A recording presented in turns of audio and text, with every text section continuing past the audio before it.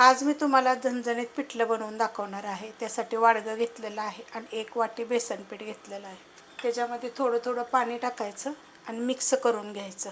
मस्त असं बघा मिक्स करून घेतलेलं आहे. सगळ्या गाठी मोडून घ्यायच्या ह्याच्या. कढई ठेवलेली आहे गरम करायला. त्यामध्ये तेल काढून घेऊया. तेल काढायचं अर्धी पळी. आवडीप्रमाणे थोडंसं कमी जास्त केलं तरी चालेल. आणि पिठल्यासाठी तूप जरी वापरलं तरी चालेल. खूप छान लागतं बरं का. तुम्ही सुक्कं पण करू शकता, पातळ पण करू शकता. गरम होऊन देऊया. तेल गरम झालेलं आहे. गॅस एकदम बारीक केला आहे. 1 चमचा मोहरी बारीक आहे एकदम. 1 चमचा जिरं, हिंग पावडर, कढीपत्ता, मोठ्या आकाराचा 1 कांदा.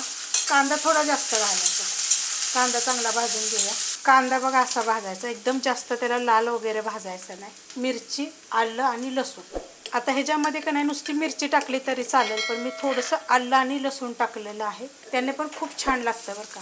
जर तुम्हाला आवडत नसेल तर नाही टाकलं तरी पण चालू शकतं. आणि जास्त टाकलेलं नाही. 2च पाकळ्या त्याच्यामध्ये लसणाच्या आहेत आणि एकदम छोटासा तुकडा आल्याचा टाकलेला आहे. आता हे चांगलं परतून घ्यायचं. मस्त परतून घेतलेलं आहे. आणि मिरची तिखटवाली आहे बरं का. मी थोडं झणझणीत असं बनवलेलं आहे. छान टेस्ट येते. हळद टाकायची थोडीशी. घरची आहे बघा. कलर खूप छान येते. परतून घेते. मिक्स केलं आहे बघा. हळद टाकल्यानंतर चांगलं परतून घेतलेलं आहे म्हणजे. मीठ टाकायचं आणि त्याच्यानंतर खूप सारी कोथिंबीर परतून घेते. कोथिंबीर देठं पण घेतलेली आहेत. कोथिंबीर पिठलं.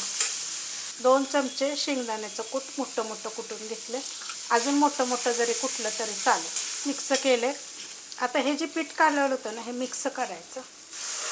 वतून घ्यायचं. हलवून घ्यायचं पहिले लगेच. हलवून घेतलेलं आहे. आणि ज्या वाडग्यामध्ये कालवलं होतं त्यात मी परत थोडंसं पाणी घेतलेलं आहे. आणि आता चांगलं परतून घेते. मस्त असं बघा परतून घेतलेलं आहे. एकदम गॅस बारीक केला आहे मी आता. मिक्स केल्यानंतर चांगलं. एक चांगली वाफ काढून घ्यायची बारीक गॅसवर. 2 ते 3 मिनिटाची एक वाफ काढून घेतलेली आहे. आपण झाकण काढून घेऊया. किती छान झालं आहे बघा. सुक्कं पाहिजे तर सुक्कं करू शकता. पातळ पाहिजे तर अजून थोडंसं पातळ करू शकता. नाही तर असंच खायला पण खूप छान लागतं. गरम गरम भाकरीवर ह्याच्यावर तर खूप छान असं कोथिंबीर पिठलं. झटपट रेसिपी दाखवलेली आहे. रेसिपी आवडली तर लाईक करा, सबस्क्राईब करा, कमेंट करा आणि शेअर बी करा.